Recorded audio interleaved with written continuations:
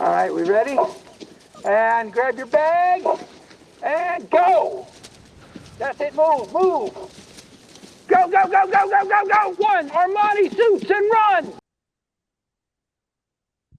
All right, week 5, Armani suits and run. We haven't been off to a great start, but last week, easily our worst week of the year. Um, just a brutal 1-4. Not close in a few of the games. Yeah, I lost with the Falcons -2.5. Falcons were up what, like 24-16 late. Saints scored a touchdown, Mhm. took a 1-point lead. Or maybe it was 24-18. 24-18. Scored a touchdown, kicked the extra point, take a 1-point lead, with like a minute left. Nice job by the Falcons. It was a great finish. They get the field goal. They They got win. they only got field goals. Yeah, They only get they oh, get that's true because the two touchdowns they had were what, yeah. defensive touchdowns, right? Defensive, yeah. Right. So they win the game 27, or would they win it like 26-24 or something? Something like that. They win by 2. We had to cover 2.5. I think the thing that stung even more was the line closed at 1.5. Sometimes it works out for us in that, like, there's news we're waiting on, and the line we actually get great value because somebody ends up being out, and then the line shifts in our favor. In this case, the line closed inside of what was the final number, and just a tough loss. So I lost my pick, dropped to 1-3. Kieran, you were on the Eagles, -1.5. Whatever happened there? You want to talk about it? Yeah, I mean, I did say in our text, I was like, I mean, if I turn the TV on and it's a bright and sunny day in Tampa Bay, I'm just turning the game off. And I mean, luckily I do have Sunday ticket and I can put the quad box on the TV, so I didn't have to do that. I was able to have that in the bottom right corner. But yeah, I mean, it was one of those things. It was just once I saw that, my whole read was just fucked because my whole thing was about it kind of just being a muddy, sloppy game. I thought that even with the receivers out, I liked, just the option game that they could run with Hurts and Saquon, and it just didn't turn into that. And the Eagles secondary is brutal. And when I thought that it was going to be a shitty day out, I wasn't too worried about the pass there. And I do think that the Bucks run game is still pretty weak. So Yeah. Once that happened, I just knew I was probably fucked, and I think quickly that became pretty apparent. So it just is what it is. I mean, I think, I was talking about it on the call last week, but I was 3-0, and it's like, you can, try and ride it out for as long as you can, but there's always going to be one of those weeks. So, it just came for me now, and I guess it was good to get out of the way. But I mean, it was also just one of those games too where, I had said earlier in the week I was on the Bucks, and then, I kind of had that epiphany about the weather and the run game and all that stuff. And yeah, I think I just flipped it, and then once the game started, I was like, was this really my best pick, or did I just kind of fall in love with, that epiphany that I had? And I think that's maybe more what happened. And, I had some picks further down the list that, maybe I felt stronger about, and I just didn't realize it until it was too late. So Yeah. yeah, it is what it is. All right. Bowen, Jets -7.5, lost outright. Talk to us. Kind of on the opposite end of what Kieran was just saying. I wasn't really thinking it was gonna be a bright sunny day, but I didn't think it was gonna be, or I didn't know it was gonna be a slop fest. Really, I mean, Bo Nix had negative passing yards at half, I believe, on like seven attempts or whatever. But the game, I mean, neither team was scoring. 7.5 felt like a massive number to actually cover pretty much immediately. Even when they were up 3-0, maybe I think they were up 6-0 at 1.2 in the game. It still kind of felt like, are they even going to score 3 more points to cover that 7.5? So yeah, it was just a game to forget. I think first month of the season obviously was one to forget for myself, especially. And I'm just wiping that clean from the brain. I can't focus on what's already happened. Like we were talking about before we got the recording going. Second quarter of the season in the Circa contest.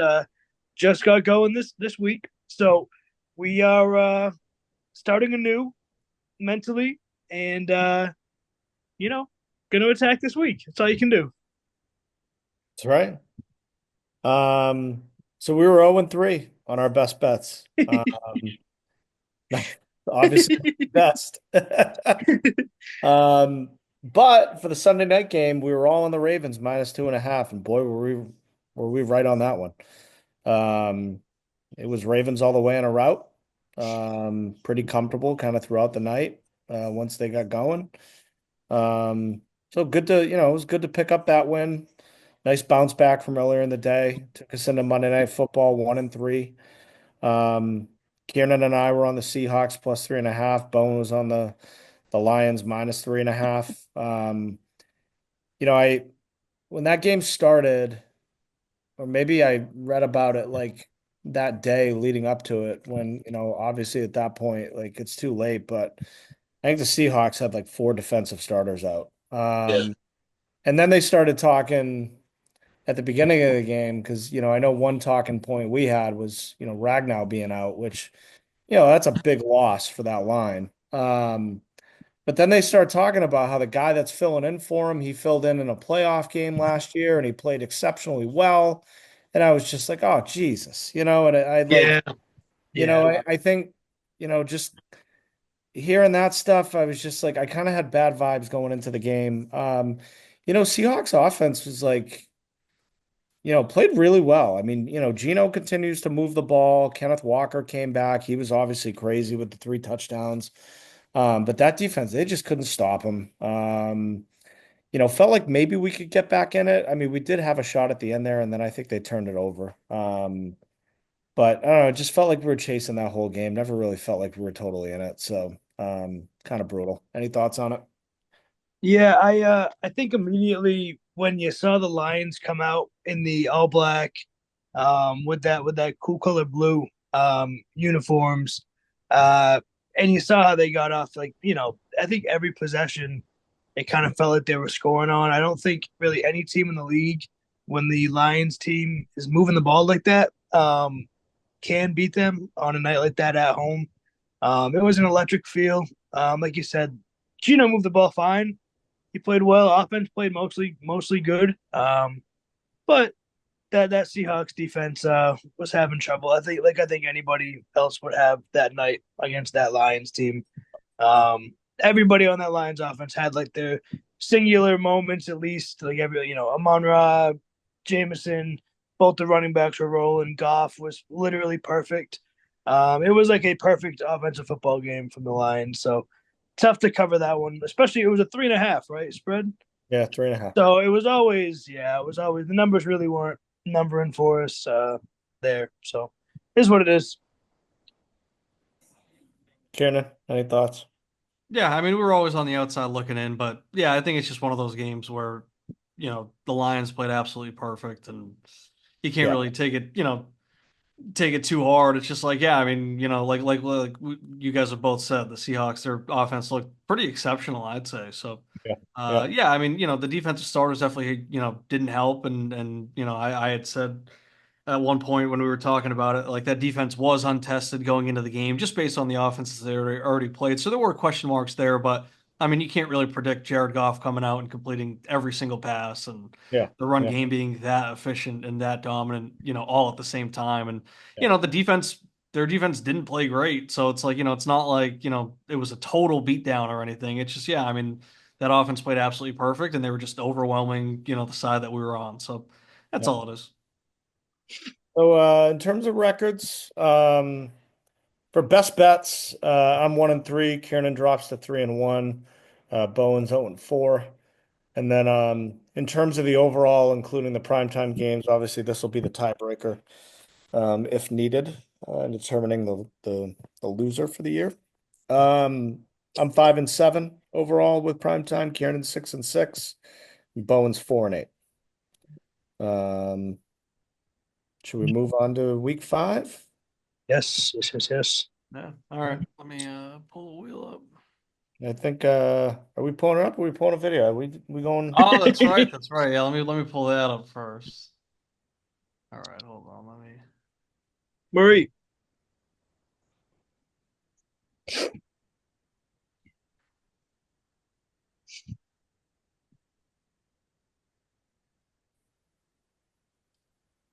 Oh You boy. guys see him? Oh wait, I don't think Oh I yeah. hold on, wait, I don't think I clicked the let me All do right, so just to set the stage here. So, like we did last year for the international game, for the London game, right? We got 40 guest of the program. So Angel Investor. angel investor, that's right. Newly minted angel investor. Mhm. But he sent in a pick. It's going to be the London game, which is the Vikings and the Jets. The Vikings are 2.5-point favorites. Kieran, hit play. Armani suits, Circa Million Club, guest picker of the week. It's your boy. We got Jets Vikings. Vikings minus 2.5 in London. Oi, bruv. Much like when the Jets hit the towers, I'm hitting you with 5 big booms. Give me Jets plus 2.5. Boom, boom, boom, boom, boom. All right. Did he just summon 9/11 as a reference? Is that what that was? I believe that he did. And what's crazy is I'm actually currently wearing a shirt about a 9/11 basketball tournament. That's unbelievable. Wow. So Jets 2.5. Jets 2.5. Jets plus 2.5 Wow. Sharp. from the Gabagool kid. 5 booms. 5 boom. It's a 5 boom. A 5 boom pick. I mean, I might have to denote that on the tweet. I mean, I told him I'm going to put him on the I'm going to put him on the thumbnail. I'm going to tag him on the tweet, of course. So I might have to, add like a footnote or something to make sure everybody knows that's a 5 boom pick. Yeah. With a 9/11 reference, which I feel like adds multiple other boom. I mean that's a 5 boom plus. That's a 5 boom plus. Hey, what's up, pup? Investor here. We got another guest pick. Is that what's going on? No. How's dinner? He wants Oh, to it know was really good. I don't think Gianna sent the picture of the dessert, but I'll send that over. It was a pumpkin bread pudding Oh, and like pumpkin bread pudding, and I had one bite of it before I hopped on the call. almost like It was pretty Jason, damn good. I mean, there's like some caramel sauce that has to be poured on it, so I got to do that. But yeah, it was pretty damn good. almost like Jason's chocolate bread pudding. Yeah, so it would be like that. But this is huge. It's like I think they made it in like a bundt cake pan or something. It's pretty big. Oh, wow. Yeah. I'll send a picture of it after this. Okay. All right, I'll see it. All right. Back to the wheel. So we got the Jets plus 2.5.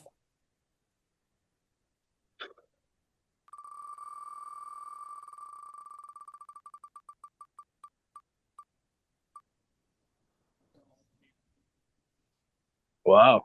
Woo!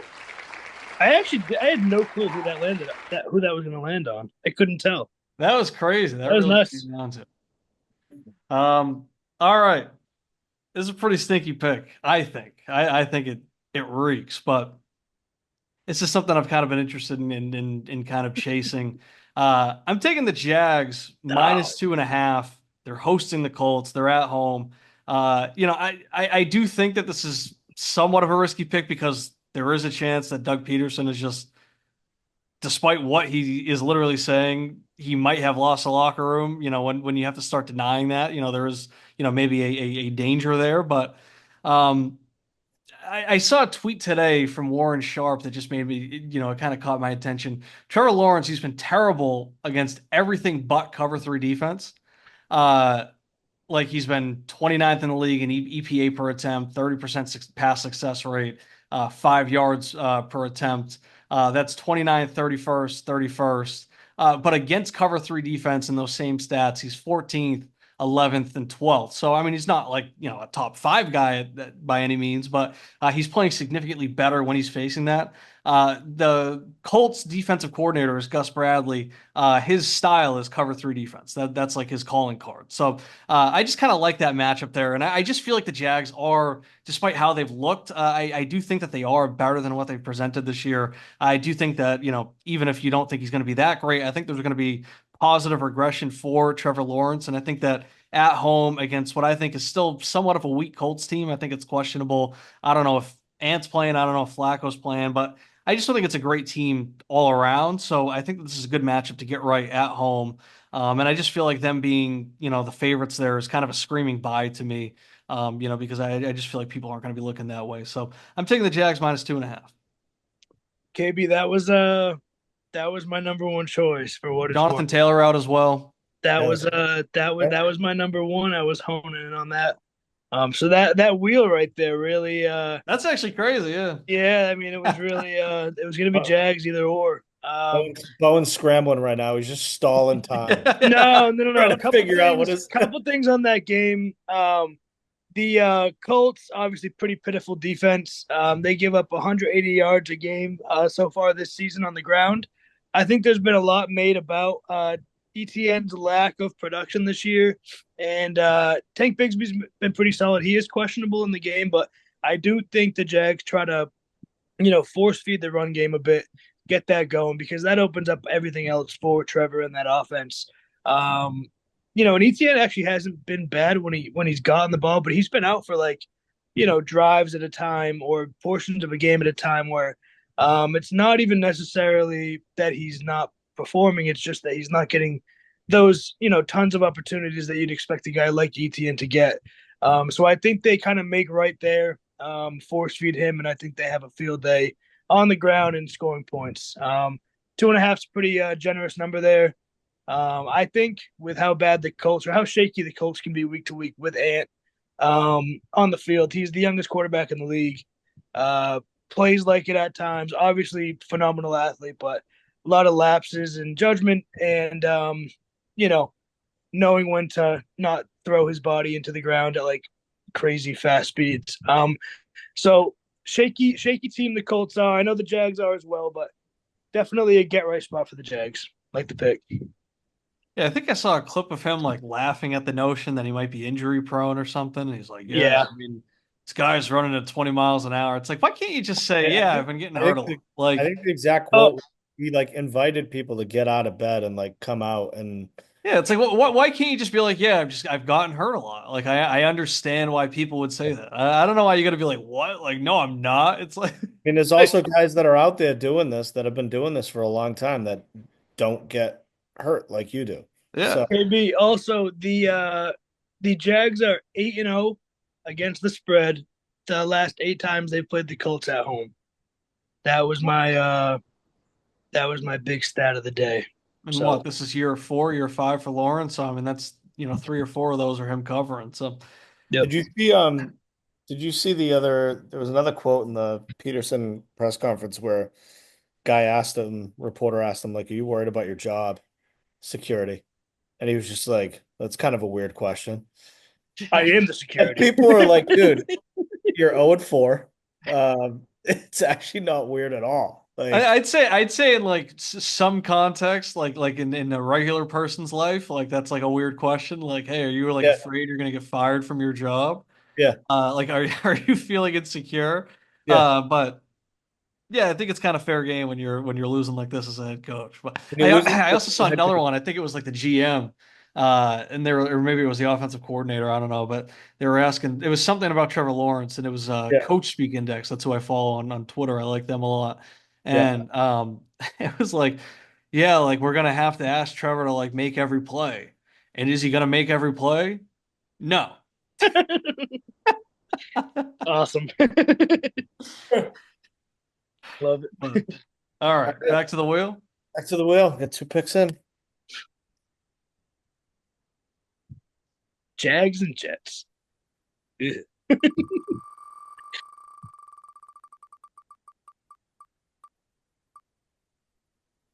Again. Yeesh. That's Tristan. Wow. Wow. Electric. That was Bro, this wheel is really devious tonight. crazy, crazy wheel action. All right, I'm gonna go Packers -3.5 over the Rams. Matt LaFleur 4-0 against McVay. 3 of those wins have been by double digits. Comes from the McVay coaching tree, if that is a thing. It's a small tree. The Packers have Love back. It's his second week. I thought, even though they lost last week, they showed some flashes. I think we saw, like, obviously what they can do when they got their guy under center, with their playmakers out there. Couple late turnovers kind of took them out of it after they got it to within a score. Rams have given up the most yards on the ground in the NFL. The Colts were the second most. So also kind of thinking back, I mean, obviously Love wasn't in that game, but thinking back to what the Packers did against the Colts in week 2, ran for over 200 yards on the ground. Could see a similar formula with that, which could also really set up some big plays through the air. Rams lost to the Bears last week. They continue to be decimated by injuries, especially in terms of their playmakers. Obviously Kyron Williams healthy, he's playing well, but what wide receiver? I know Jordan Winnington, who's your guy, Kiernan. He seems to be continuing to get some reps and like taking advantage of that. But like, when he's leading the team in receptions as a rookie, I don't know. That's just like kind of says a lot about the state of that offense and the playmakers that they have around Stafford. And with a bad O-line, I can really just see the Packers continuing Matt LaFleur's, kind of short track record of dominance against Sean McVay. So I like the Pack -3.5 here. I like it. I mean, I think part of it too is like I just think it's like a pretty fair number. You got Green Bay on the road, and they're still 3.5 point favorites. I think that's a pretty sizable spread right there for a road game. But that's kind of what I like about it. Like you said, a lot of the stuff with where their injuries are, whether it's on defense or on offense, and with Whittington. I mean, it's like I always say, with pickup basketball. If I'm like the fourth or fifth guy on your team, then we probably have a decent team. If I'm if I'm bringing the ball up and I got to score a little bit, we're probably going to be pretty damn bad. And that's the same thing with Jordan Whittington. Like, it's pretty cool as like, I like him. It's like I can root for him. He's getting 6 to 8 targets, that type of stuff. That's great. But I mean, it's not the same as when Cooper Kupp and Puka Nacua are getting those looks. And, I think that's definitely starting to show a little bit. So, yeah, I mean, I like it. I mean, Jordan Love, he came out and, I was a little concerned about, is he coming back too early? And I mean, he didn't look great. And yes, he did put up a ton of his stats and like garbage time and everything. But I think him coming out and throwing it just 50 times that game was good for him to just come out and shake the rust off and make those mistakes. And I feel like he was taking advantage of that time and just kind of doing all that. So yeah, I like the Packers to come in here and continue their dominance over Sean McVay. Yep, kind of just agree with everything that's been said. I don't think that it's a very good matchup for these Rams. Packers, I think, are just better at kind of every phase of the game right now. Think it's a wash at coach, and yeah, I like the pick a lot. I think they can easily cover that 3.5 point. All right, let's go to the wheel.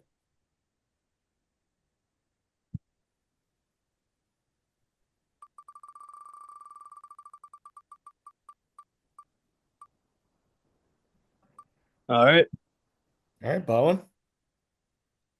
this is a pick I feel strongly about.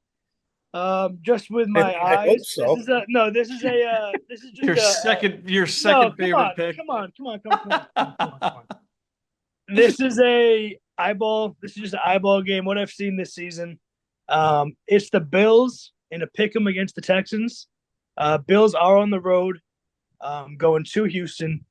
I like the Bills to rebound from last week. The Texans, I'll start there. They are getting Tank Dell back, it sounds like, back into the lineup. He was out last week. But Mixon still isn't practicing. And I think that's been a big loss for them. They haven't really been able to get anything going on the ground as much as they'd like to, like they did with Mixon in that first week. I do think, obviously, the Bills they kind of got exposed. That rush defense last week. Obviously, Derrick Henry, Lamar Jackson, a different story there. Different offensive philosophy from the Ravens to the Texans. But I do think, just from what I've seen this year, the Buffalo Bills are a better team than the Houston Texans. The Texans were, what was it, 15 seconds left in the game last week against the Jags for the Texans to drive down the field and win. Um, their offense hasn't really been putting up a lot of points. They're averaging under 20 points a game. CJ Stroud is, made good plays, obviously, but he has not been, somebody that's putting up these crazy historic numbers like he had at points last year. And for the Bills offense, I think they move the ball. They are a pretty balanced team. They don't have that one guy, like I think we've talked about on the show prior, but they do move the ball around well. Khalil Shakir banged up a little bit last week, but he's going to be good to go. And I think the Bills just win this game. I think it's going to be a tight game. But I just think they are a better team all around to start this season, and I think they go in there and surprise a few people. Kieran, any thoughts? I like it. I mean, this is a game I had my eye on. It didn't make my top three, but I was kind of intentionally trying to stink up my card a little bit. So, I've kind of been fading the Texans all year. I think I've only bet against them like once on this, but I've kind of been making the point consistently that I just didn't feel like they were, when we were talking about them playing the Bears, and I mean, yeah, they only, failed to cover by like half a point, but I just didn't feel like they had earned that big of a spread. And, I just feel like all year they've been coming in with, a little bit of inflation on everything that they're being perceived as because of what CJ Stroud did last year, but they were still like a 9-8 team. And you got to expect a little bit of regression after like a historic rookie year. But I just haven't been too impressed. I mean, I faded them, I didn't like them against Minnesota and the Stephon Diggs revenge game there. And it's kind of the same thing here. I mean, it's a little bit different because they're playing at home. But yeah, I just feel like this is more of a get right spot for Buffalo. I think that Houston's in a position where they can, still struggle a little bit. I just don't think that they necessarily have that. So, I mean, I like the pick. Oh my God.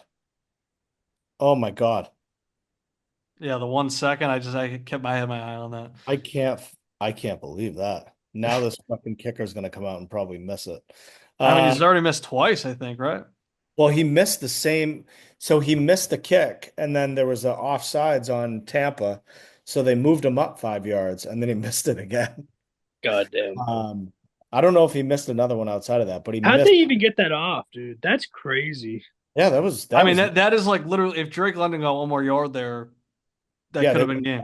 Or if the ref didn't get in there and spot the ball fast enough. Well, that's the whole thing with it too, is like there's a process to it. Like that ref's got to put it down and he's got to touch it. So like you saw him come in and he had to get in there at the last second to get his hand on it to like, bless it. It's I think I like the pick. I mean, I think, kind of to the point that you guys have been saying, like, just eyeball test, just seems like the Bills are a better football team. They've been more impressive in their wins.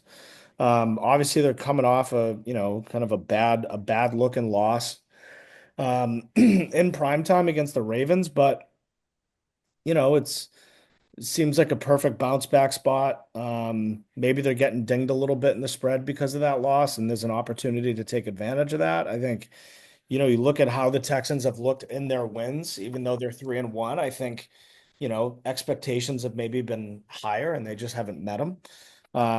So, you get a team that you think is better than the other team in a pick 'em spot, you roll with it. Yep. I like it. Yeah, I mean, to me, I think it's still part of the inflation of the Texans because like they've been playing like fine football, so they've been able to kind of get away with it. But because of that, I just think it's like so much of what they're getting isn't worth betting on because they're still expected to put up all these points. I mean, it's kind of the same thing with Pat Mahomes this year, where everybody they still say, oh well, it's Pat Mahomes, blah blah blah, but it's like okay, but he's not playing great.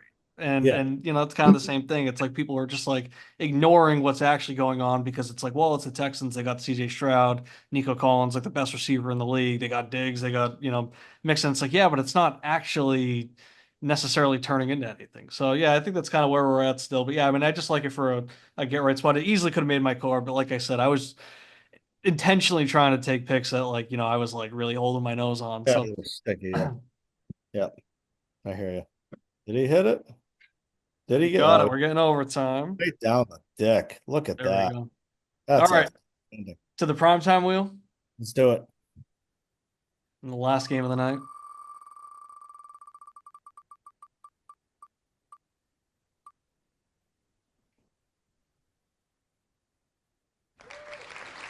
Okay. All right. But after we do this, I do want to give one. I can do it before or after. I'll do it after because I got to pull it up. But I do want to give a stat. I think it was on my house call sheet. About the Kansas City, the New Orleans game. Yeah. But what was it? It was with Taysom Hill. I don't know if you guys saw it. Hold on, I'm trying to pull it up. I could probably find it too. I got it right here. Yeah. The Saints have played 18 drives with Taysom Hill and 18 drives without him. Yeah. With him, they have scored 11 touchdowns and 4 field goals on those 18 drives. Without him, they've only scored 2 touchdowns and 4 field goals. So in the games that he's missed, in the game that he missed week 3, the Saints only scored 12 points. And I don't know if he's like officially ruled out, but I saw that Dennis Allen was saying that he's got like rib fractures. I don't know if he's going to be playing with that, but I just thought that was a pretty interesting stat that I wasn't going to be able to use if I didn't bring it up. So Derek Carr, 3-14 straight up in his lifetime against the Chiefs. Wow. 2-8, 2-8-2 against the spread in road night games. 0-4-1 in his last 5. Dennis Allen, 6-29 straight up when a dog of a field goal or more. 2-14 when it's after 1 p.m. Wow. All I gotta say is that almost makes me glad we didn't get the game. There's like too much positive information. You know the Saints are gonna fucking roll. Yeah. Well, because it's what? It's a 5.5 point spread. That's a spread I always say I hate to bet. Oh yeah, that's right. Yeah. Chiefs will win by 5. Yep. All right. Let me pull up the second. Hold on. This is a wonky one. This is a tough one. Steelers boys. Really interesting one.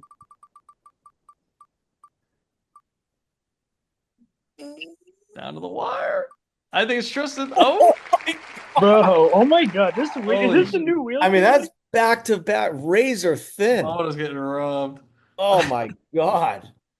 All right, I'm gonna go with the Cowboys plus 2.5.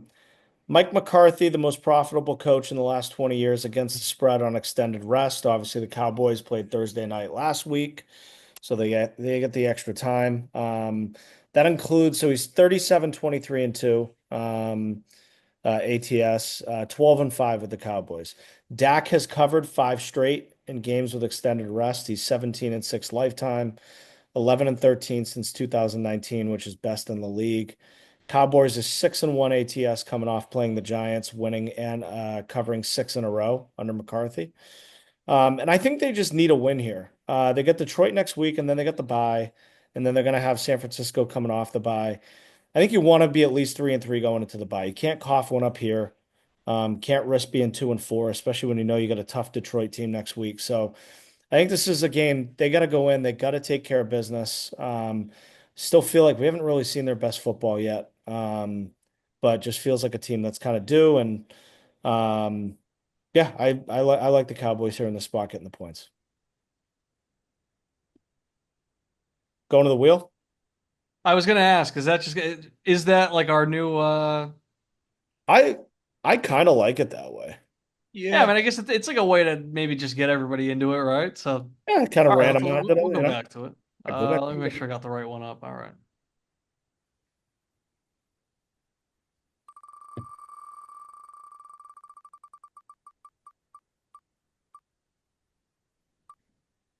Bowen.